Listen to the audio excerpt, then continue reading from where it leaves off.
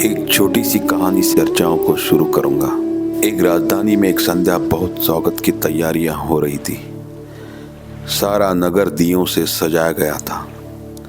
रास्तों पर बड़ी भीड़ थी और देश का सम्राट खुद गांव के बाहर एक सन्यासी की प्रतीक्षा में खड़ा था।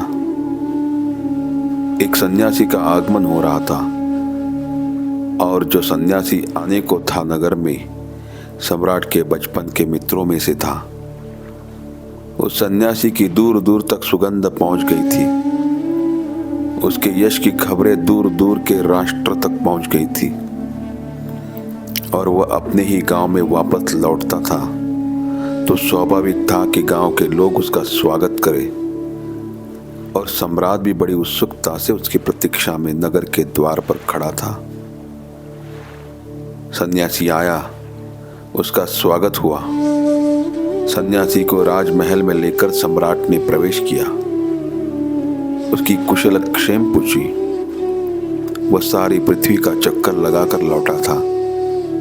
राजा ने अपने मित्र उस सन्यासी से कहा, सारी पृथ्वी घूमकर लौटे हो, मेरे लिए क्या लाए हो? मेरे लिए कोई भेंट? सन्यासी ने कहा, मुझे भी ख्याल आया था पृथ्वी की परिक्रमा करके लौटूं तो तुम्हारे लिए कुछ लेता चलूं।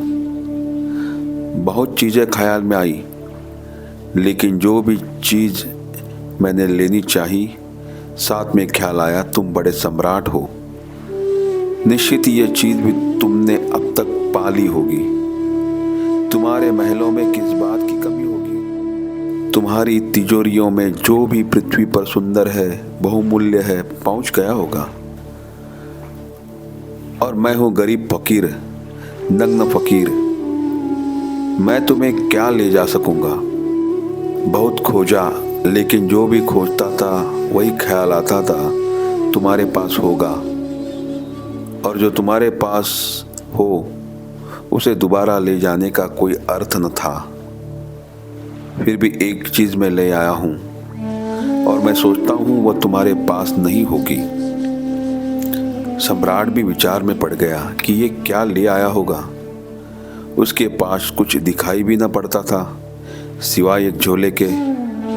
उस झोले में क्या हो सकता था, आप भी कल्पना न कर सकेंगे। वह उस झोले में क्या ले आया था, कोई भी कल्पना न कर सकेगा वह क्या लेके आया था। उसने झोले को खोला और एक बड़ी सस्ती सी और एक बड़ी सामान्य से चीज उसमें से निकाली। एक आईना, एक दर्पण, और सम्राट को दिया और कहा, यह दर्पण मैं तुम्हारे लिए भेंट लाया हूं ताकि तुम इसमें स्वयं को देख सको। दर्पण राजा के भवन में बहुत थे। दीवारें दर्पणों से ढकी थी। राजा ने कहा, दर्पण तो मेरे महल में बहुत है। लेकिन उस फकीर ने कहा, होंगे जरूर, लेकिन तुमने उनमें शायद ही स्वयं को देखा हो। मैं जो दर्पण लाया हूं इसमें तुम खुद को देखने की कोशिश करना। जमीन पर बहुत ही कम लोग हैं जो खुद को देखने में समर्थ हो पाते हैं, और वह व्यक्ति जो स्वयं को नहीं देख पाता, वह चाहे सारी पृथ्वी देख डाले तो भी मानना कि वह अंधा था।